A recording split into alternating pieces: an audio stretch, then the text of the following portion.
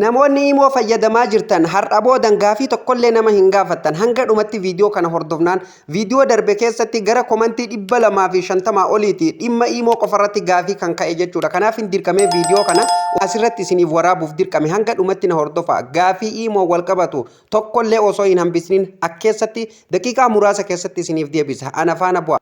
Qabxii tokko hanga qabxii 10 gidduu kan ga'uun isiniif qabadhee dhufe jechuudha. Deebii imoo qofa.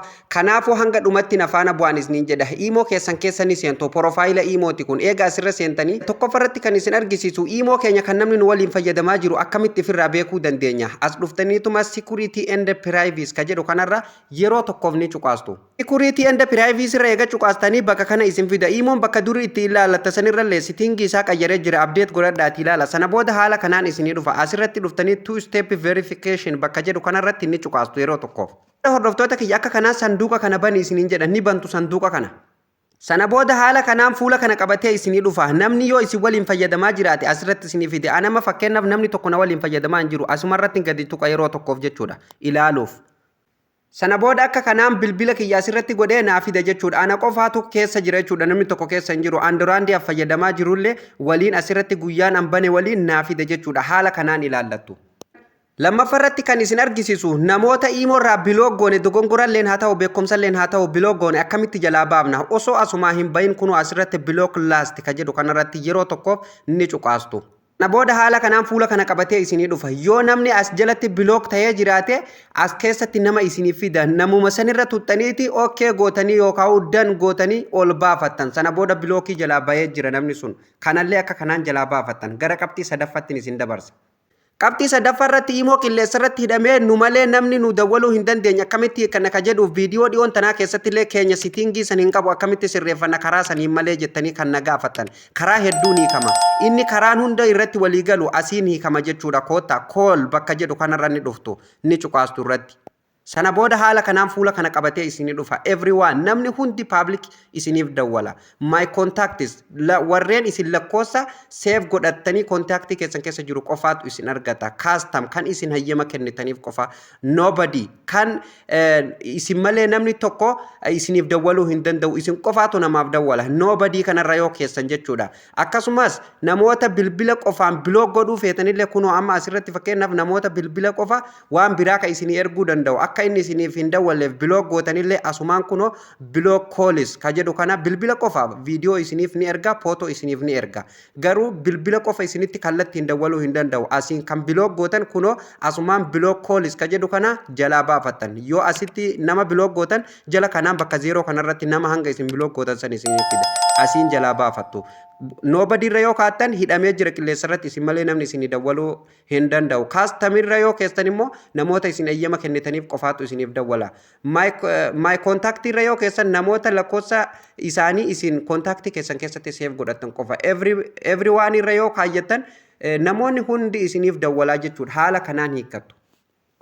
Karaa qabxii afuraffaatti darbina. Qabxii afuraffaa irratti kan isin argisiisu namoonni yeroo viidiyoo fi footoo akkasumas barreeffama garaagaraa imoo irratti isiniif ergan nama san biraa hin laalle jedhaan isin biraan immoo dhossaatti ilaaltanii jirtan. Akkamitti gabaabdumatti akkamitti waan namni isiniif erge dhossaan ilaaluu dandeessan kan jedhuuf osoo as jalaa hin baane gadi buutanii asirratti ready recaps bakka jedhu kanarratti jechuudha yeroo tokkoof ni cuqaastu.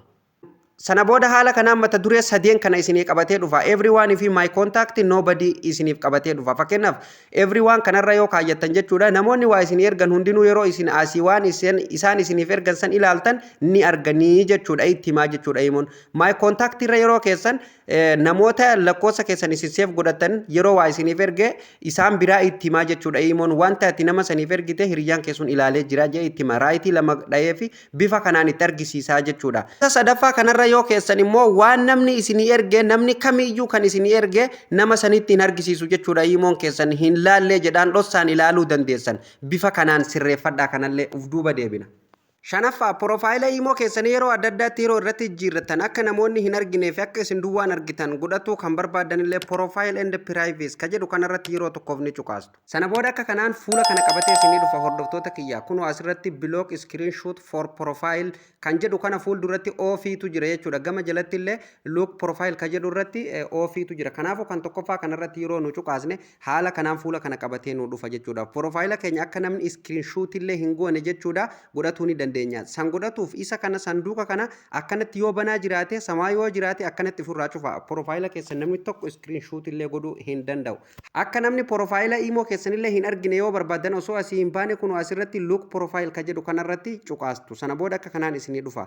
Isa kanallee sanduuqni kun yoo akkana cufaa jiraate profaayila imo keessanii namni argaa hin jiru. Kanaafuu yoo akka namni argu barbaadan ni bantu sanduuqa kan haala kanaan ani amma nan cufa jechuudha. Akkasumas hordoftoota kiyya profaayila imo keessanii jalatti namni giiftii adda addaa akka isiniif kennu yoo barbaadan jechuudha akkanatti ol harkistanii jechuudha jala kanatti eega kanatti gadi buutanii kunoo asirratti ni argitu jeeti yaata display gifts ka jedhu kana jechuudha ni bantan akka kanatti yoo bantan namni giiftii adda addaa profaayila keessan jalatti isiniif kennuu danda'a jechuudha haala kanaan sirreeffattu jechuudha profaayila keessanillee qabxii shanaffaa xumurree gara qabxii meeqatti darbine gara qabxii jahaffattiin isin dabarsa jechuudha gara qabxii jahaffaatti yoo inni isin dabarsu setting ka jedhu kanarratti ni cuqaastu yeroo tokkoof hordoftoota kiyya asirratti kan isin argisiisu imo irratti footoo fi viidiyoo namni isin arge ayyama keessanii ala ka gaalaarii keessan keessatti gadi buutee bilbila isin jalaa guuttee isin dararte yookaan akka isin automaatikal ofumaan gadi isiniif buuftu kan barbaadanillee settingirra eega cuqaastanii akka kanaan fuula kana qabatee isinii dhufa. Kunoo asirratti akkuma argitan storage and data ka jedhu kanarra yeroo tokkoof ni cuqaastu. Sana booda haala kanaan fuula kana qabatee isinii dhufa. Sana booda hordoftoota kiyya haala kanaan fuula kana qabatee isiniif dhufa. Waan storage imo keessanii keessatti walitti qabamillee karaa kanaan qulqulleeffattu. Asirratti ni cuqaastu isa tokkoffaa kanarratti jechuudha ni cuqaastu kunoo akkuma argitan manage story ka jedhu kana haala kanaan isa kana jala asirratti tuttanii clear gootanii keessaa balleessuu ni dandeessan. Akkasumas footoo fi viidiyoon akka ofiin gadi hin buune kunoo asirratti auto save after recover ka jedhu kanarratti yeroo tokkoof ni cuqaastu. Sana booda haala kanaan fuula kana qabatee footoo fi viidiyoo isin dhufa. Sanduuqa kana ni bantu. Akka inni automaatikala ofumaan gadi isiniif buusu yoo barbaadan footoo ka jedhu fuulduratti ni bantu. Isa kanallee viidiyoon akka ofii gadi isiniif buu yoo barbaadan ni bantu. Akka ofii isaatiin gadi hin buune immoo ofuma keessaniin harka keessaniin akka gadi buufattan hanga isin ayyamtaniifitti akka gadi hin buune yoo barbaadan akka kanaan cuftuu jechuudha. Amma kiyya cufaa jira kun akkuma argitan akka kanaan cufattanii bilaakii godhatanii jechuudha. Of duuba deebitu. Qabxii jahaffaa xumurree jira. Gara qabxii torbaffaatti yoon isin dabarsu otoma as keessaa hin bahin jechuudha fuula kanarraa osoo hin deemin imo keessan kan yeroo viidiyoo ergitan dafee isin hin ergineef akkasumas viidiyoo namallee dafee isiniif gadi hin buune saffisa kan hin qabne quality isaa itti da'uuf kunoo asirratti photo upload quality ka jedhu kanarratti yeroo tokkoof ni cuqaastu jechuudha. Yeroo isin irratti cuqaastan haala kanaan fuula kana qabatee isiniif dhufaa jechuudha hordoftoota kiyya. Isa kana kamirra kaa'attan kan gadi kanarra kaa'attan jechuudha.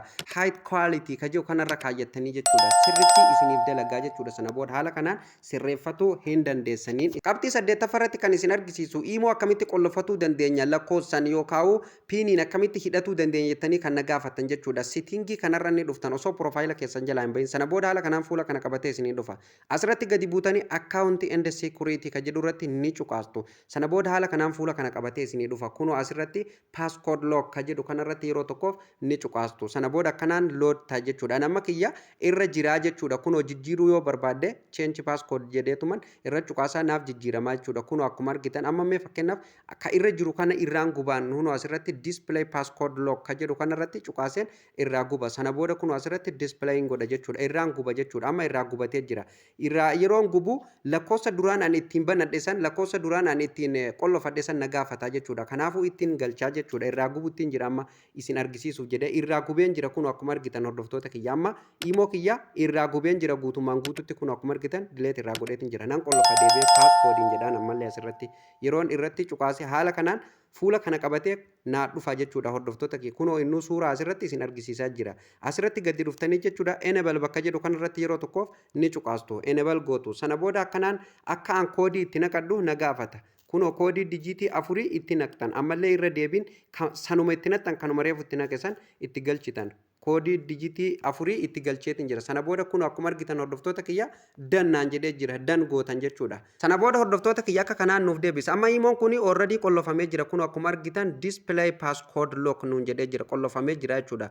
Fakkeenyaaf imoon kun yeroo akkam akka qollofamu daqiiqaa meeqatti akka qollofamu barbaadan nuun jedha. Kun asirratti outlock jedhu kanarra yeroo tokko ni cuqaastu jechuudha. Fakkeenyaaf yeroo imoo keessa baatan daqiiqaa meeqatti akka qollofamu barbaadan 1 minute akkasumas daqiiqaa 15 sa'a tokko sa'a 5 akka inni hin qollofamne illee godhatu ni dandeessu jechuudha. Akka inni hin qollofamneef kun asirratti display ka jedhu kanarra ni kaayyattu daqiiqaa tokko. Anamma kan na barbaachisu daqiiquma tokko jechuudha.